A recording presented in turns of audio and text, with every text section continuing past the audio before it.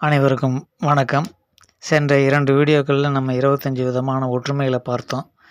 ஆப்பிரிக்காவிலிருந்து சூடு தாங்க முடியாமல் ஓடி வந்தவன் தான் தமிழன்ட்டு நம்ம அறுதிட்டு உறுதியாக கூறிட்டு வர்றோம். அதில் 26வது பாயிண்ட் ஒன்று பார்க்குறோம். தமிழ்நாட்டில் பெண்கள் விசேட காலங்களில் குளவிடுவாங்க. நாக்கை மடித்து குளவிடுதல் அப்படின்னு போட்டு சவுண்டு கொடுப்பாங்க. அந்த சவுண்டு கூட ஆப்பிரிக்காவிலிருந்து வந்தது தான். அது என்னன்ட்டு இப்போ பார்ப்போம்.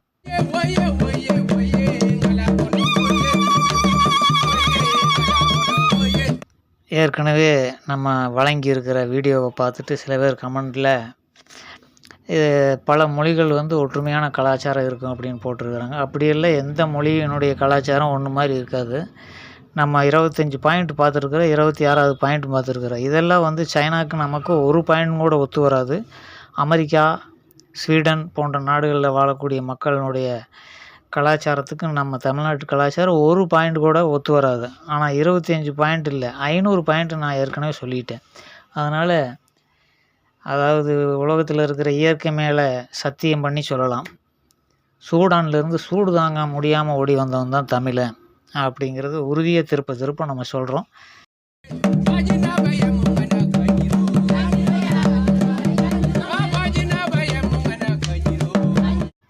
தமிழ்நாட்டில் கொங்கு பகுதியில் வள்ளி கும்மின்னு ஒன்று அடிப்பாங்க.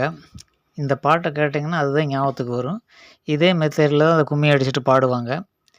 அதனால் நம்ம 500 பாயிண்ட் சொல்லணுமா அப்படின்னு தோணுது. இருந்தாலும் கண்டிப்பாக 500 பாயிண்ட்டையும் நம்ம இது போல் எடுத்து வழங்குவோம். அதுக்கு பிறகாவது நம்ம ஆப்பிரிக்காவிலிருந்து தான் வந்தவங்க அப்படிங்கிறத ஏற்றுக்கிட்டு இனிமேல் இந்த வந்தேரிங்கிற வார்த்தையெல்லாம் உபயோகிக்காதீங்கன்னு கேட்டுக்கிறேன்.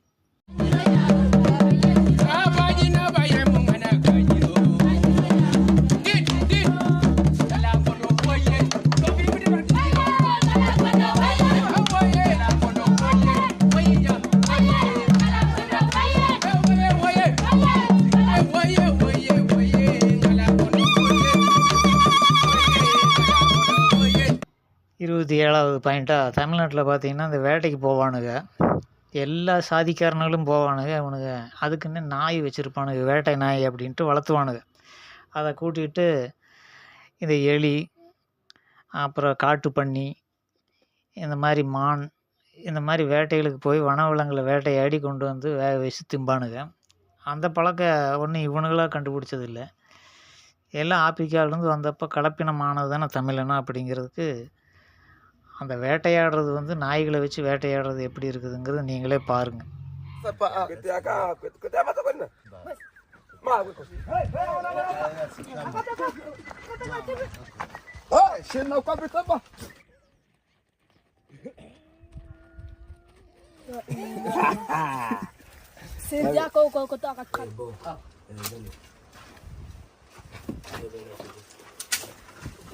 நம்ம ஊரில் இந்த தொட்டாங்குச்சி வச்சு ஒரு வாத்திய கருவின்னு செஞ்சு வயலின் மாதிரி வாசிட்டு திரிவானுங்க. அம்பு வில்லு வச்சு இன்றைக்கும் கூட சந்தை கடையில் அதெல்லாம் செஞ்சு விற்றுட்ருக்குறானுங்க.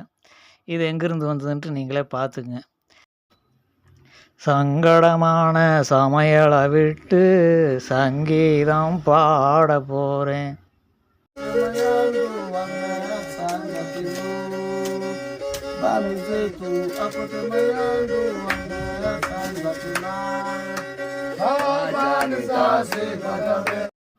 ரெண்டாயிரத்தி 26 இவங்களுக்கு கடவுள்னா என்னன்னு தெரியாது.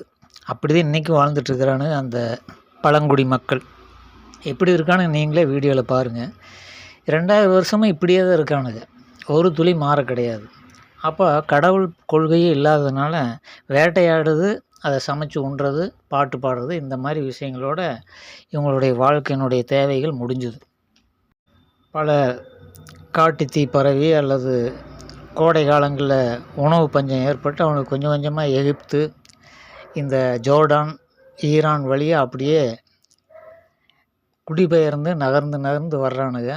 தூய ஆப்பிரிக்கானுங்க தமிழ்நாட்டில் கிடையாது. தமிழர்களுங்கிறதே கலப்பின ஆப்பிரிக்கர்கள் அப்படிங்கிறத புரிஞ்சுக்கணும். அப்போ ஆரியர்களுக்கு எதிராக ஒரு சமயத்தை தோற்றுவிக்கிறது தான் சைவ சமயம்ங்கிறது. அதுவும் தோற்றுவித்தது கர்நாடகாவில்.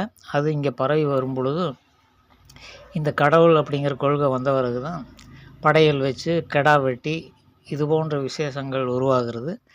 அது என்னன்னா, அந்த பரம்பரை ஜீனில் ஆப்பிரிக்கா ஜீன்லேயே இருக்கிறதுனால தான் அது எப்படியாவது வந்து வேட்டையாடி தின்பதற்கு இடமில்லாத வகையில் இப்போ நாடு மாறிட்டதுனால இன்றைக்கி கிடா வெட்டி பொங்க வச்சு அந்த வேட்டையாடி எப்படி காட்டுக்குள்ளே சமைச்சு தின்னானுங்களோ அதை வந்து நாட்டுக்குள்ளே நம்ம செஞ்சிட்ருக்குறோம் அப்படிங்கிறத புரிஞ்சுக்கணும்.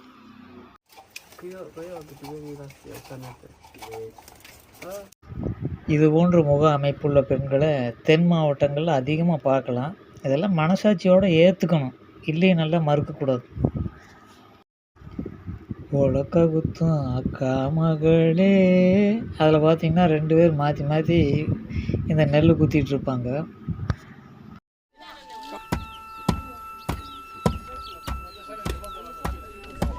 In Etikova, life is simple and peaceful. வேர்க்கல்லையை தரையில் தட்டி உடைக்கிற ஸ்டைல் கூட ஆப்பிரிக்காவிலேருந்து வந்தது தான். அதே போல் முறத்தால் தானியங்களை புடைக்கிறது அதே ஸ்டைல் தான் தமிழ்நாட்டில் இன்றைக்கி நம்ம பின்பற்றி வர்றோம். Ties. Sarita knows all corners. பன்னியை வளர்த்து அதை திங்கிலேன்னா தமிழன் உயிரோடையே இருக்க மாட்டான்.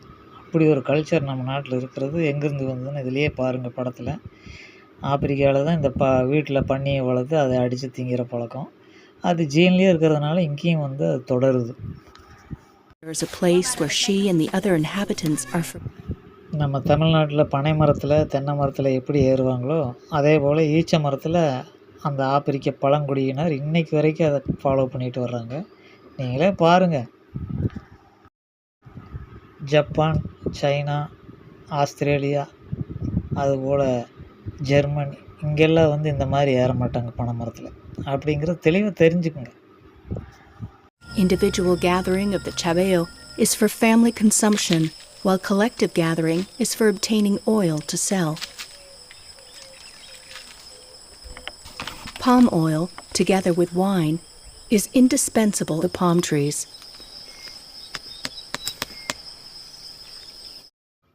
இந்த பச்சைத்துண்டை போட்டுட்டு ஒரு பண்ணாடை கல் வந்து உணவு, கல் எங்கள் உரிமை அப்படின்னு எல்லாம் கோஷம் போட்டுட்டு உட்காந்து டிவியிலலாம் பேசிகிட்டு இருப்பான்.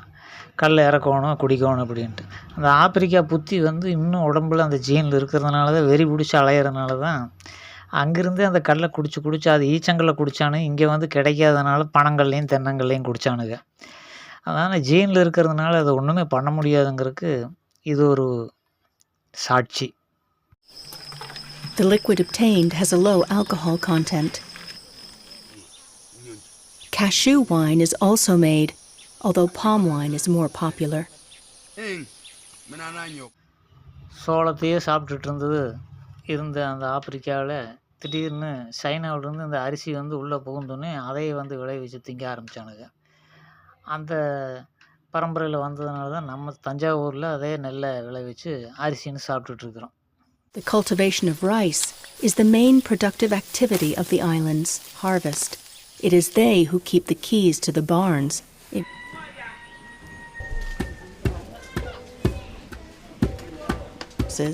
Rice is the basis of their cooking.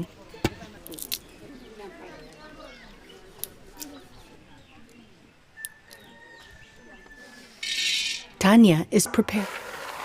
Mangara or peanuts are produced mainly for sale. Karur, Pathamadai போன்ற இடங்கள் எல்லாம் பாய் வந்து ஃபேமஸ்ஸு. இந்த கோரைப்பாய் வந்து ஆப்பிரிக்காவில் எப்படி செஞ்சாங்க அப்படிங்கிறத இப்போ பார்த்துருவோம்.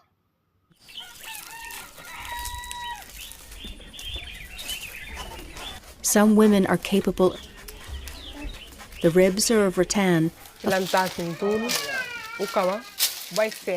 The Bisago rear cows, goats, pigs, and chickens.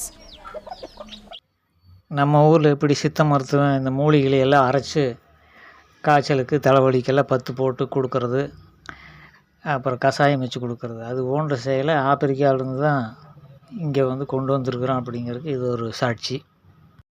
Prepare the medicines and the amount which must be given according to each person who was a healer before him and now advises his son.